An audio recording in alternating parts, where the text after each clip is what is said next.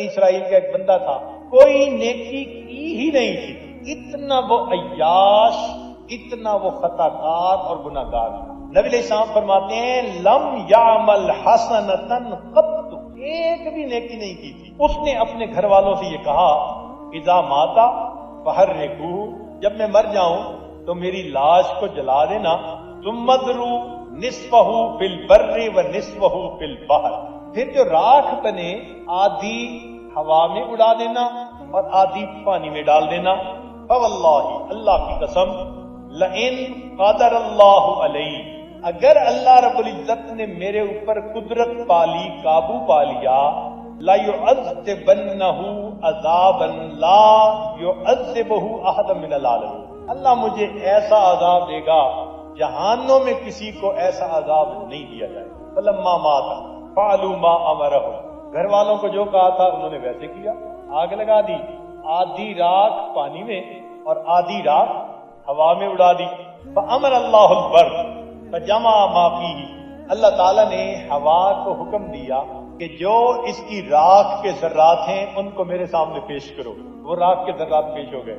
وامر البحر، پھر اللہ نے پانی کو حکم دیا، فجمع ما فیہ، جو راکھ تھی پانی نے جمع کر دی۔ ثم قال، اس کو اللہ رب العزت نے زندہ کر کے فرمایا لما فعلت ھذا، تو نے ایسا کیوں کیا؟ فقال، نے آگے سے جواب دیا من خشیتی کا یا رب وانت عالم، اللہ تو جانتا ہے میں نے تیرے خوف کی وجہ سے ایسا کیا۔ فغفر اللہ لہ، اللہ نے گناہ معاف فرما دیا۔ اللہ اکبر کبیرہ، ایسا بندہ جس نے کبھی نیکی کی ہی نہیں، وہ اگر اللہ رب العزت سے ڈر جاتا ہے اللہ اس کے گناہ کو بھی معاف۔ ویروا، اور یہ بھی روایت ہے، ان فی بنی اسرائیل شاب، بنی اسرائیل میں ایک نوجوان تھا، عبد اللہ 20 سنۃ، 20 سال اس نے اللہ کی عبادت کی، ثم عصاہ 20 سنۃ، پھر کہیں انوالو ہو گیا، ملوث ہو گیا اور 20 سال اس نے اللہ کی نافرمانی کی۔ ثم نزل فی المرأۃ، ایک دن اس نے آئینہ دیکھا، فوجد الشیب فی لحیتہ فساءہ ذلک، جب اس نے اپنی داڑھی کو سفید دیکھا تو اس کا دل اس پر بڑا اداس ہوا۔ فقال، کہنے لگا الہی اطاعتک 20 سنۃ، میں نے 20 سال آپ کی فرما برداری کی، ثم عصیتک 20 سنۃ، میں نے پھر 20 سال آپ کی نافرمانی کی، فإن رجعت الیک اتقبلنی، اگر میں آپ کی طرف اب لوٹوں توبہ کر کے تو کیا آپ مجھے قبول کر لیں گے؟ فسمع قائلا یقول، ایک آواز آئی، کہنے والے نے کہا ولا یرا شخصا، ایسا بندہ ہم نے دیکھا نہیں۔ کیسا بندہ؟ کہ احبتنا فاحببناک، جس نے ہم سے محبت کی تو ہم نے تم سے محبت کی، وترکتنا فترکناک، پھر تو نے ہم سے منہ موڑا ہم نے بھی تجھے چھوڑ دیا، وعصیتنا فامہلناک، وان رجعت، اور اگر اب تو رجوع کرے گا الینا قبلناک، تو ہم تجھے پھر قبول فرما لیں۔ اس کا مطلب یہ ہوا کہ جتنے مرضی انسان نے گناہ کیے ہوں گے، اگر اللہ تعالیٰ کے سامنے توبہ کی نیت سے آ کر بیٹھ جائے، اللہ تعالیٰ توبہ کو قبول فرماتے ہیں۔ یقول اللہ عز و جل، ایسے بندوں کے لیے اللہ تعالیٰ فرماتے ہیں وَيْحَ ابْنُ آدم، جی یہ اولاد آدم ہے کہ یذنب الذنب، اس نے کیا گناہ، ثم یستغفرنی، پھر اس نے استغفار کیا، فاغفر لہ، میں نے معاف کر دیا، ثم یذنب الذنب، پھر گناہ کیا، فیستغفرنی فاغفر لہ، استغفار کیا میں نے معاف کر دیا، لا ہوا یترک الذنب من مخافتی، نہ میرے خوف کی وجہ سے یہ گناہ کو چھوڑتا ہے، ولا ییأس من مغفرتی، نہ ہی میری مغفرت سے نہ امید ہوتا ہے، اشہدکم یا ملائکہ، ملائکہ گواہ رہنا، انی قد غفرت لہ، میں نے اس کو معاف کر دیا، گناہ بھی نہیں چھوڑتا اور نا امید بھی مجھ سے نہیں ہوتا۔ اللہ اکبر اللہ۔ جابر رضی اللہ عنہ فرماتے ہیں جاء رجل الی رسول اللہ صلی اللہ علیہ وسلم، ایک شخص نبی الاسلام کے پاس آیا، قال واذنوباؤ، کہنے لگا ہائے میرے گناہ، واذنوباؤ، اس نے 2 دفعہ یہ کہا، فقال هذا القول مرتن او ثلاثا، 2 دفعہ کہا یا 3 دفعہ کہا، فقال له رسول اللہ صلی اللہ علیہ وسلم، نبی علیہ السلام نے اسے فرمایا، قل تو یہ کہہ، اللہم مغفرتک اوسع من ذنوبی، اے اللہ آپ کی رحمت میرے گناہوں سے زیادہ وسیع ہے، وَرَحْمَتُكَ أَرْجَى عِنْدِي مِنْ عَمَلِي، اور مجھے اپنے عملوں کی بجائے تیری رحمت پہ بھروسہ زیادہ ہے۔ فَقَالَهَا، اس بندے نے یہ فکرہ کہا، قَالَ عُدْ، نبی علیہ السلام نے فرمایا دوبارہ کہہ، فَعَادَ، دوبارہ ریپیٹ کیا، ثُمَّ قَالَ عُدْ، تیسری دفعہ فرمایا کہ پھر اس کو کہہ، فَعَادَ، پھر اس نے ریپیٹ کیا، فقال، نبی علیہ السلام نے فرمایا، قم، کھڑے ہو جاؤ، قد غفر اللہ لک، اللہ نے تجھے معاف کر دیا۔ حاکم کی روایت ہے، اللہ اکبر کبیر۔ تو معلوم یہ ہوا کہ یہ الفاظ اگر 3 دفعہ کوئی بندہ کہہ دے تو نبی علیہ الصلوۃ والسلام کی گواہی موجود اللہ گناہ معاف فرما۔ تو یہ آج ان الفاظ کو پڑھے گا اور آپ بھی ان الفاظ کو ساتھ ساتھ پڑھتے جائیے، اللہم مغفرتک اوسع من ذنوبی ورحمتک ارجى عندی من عملی، اللہم مغفرتک اوسع من ذنوبی ورحمتک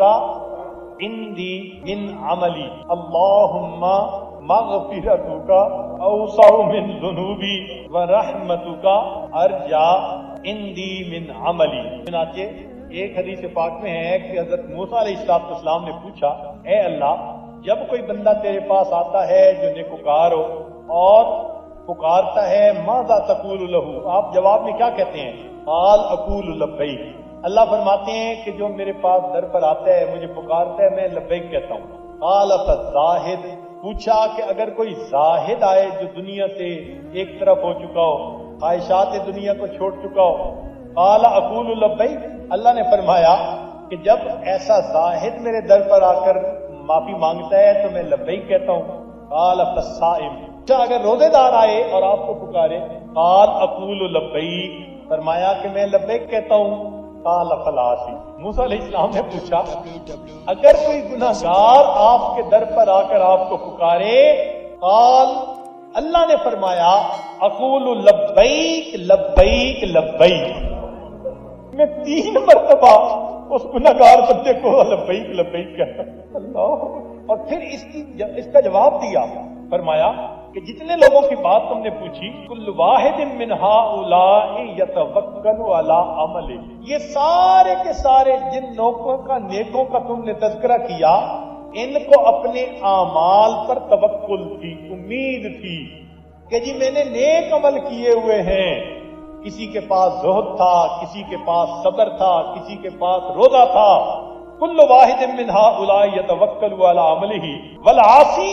یتوکل علی رحمتی، اور عاصی کے توکل میری رحمت پر تھی، وانا لا اخیب عبدا اتکل علی، میں اس بندے کو نا امید نہیں کرتا جو میری رحمت پر توکل کرتا ہے، لانی قلت ومن یتوکل علی اللہ فهو حسبہ، کہ جو مجھ پر توکل، اللہ پر توکل کرتے ہیں اللہ اس کو کافی ہو جاتا ہے۔ ہر بندے کو دیکھیاں تو ہوتی نہیں، بس اللہ کی رحمت کا سہارا ہوتا ہے۔ اللہ اکبر کبیرہ، یا رب ان عظمت ذنوبی کثیرہ فلقد علمت بان عفوک العفوک اعظم، ان کان لا یرجوک الا محسن فمن الذی یرجو ویدعو المجرم، ما لی الیک وسیلۃ الا الرجاء وجمیل عفوک ثم انی مسلم۔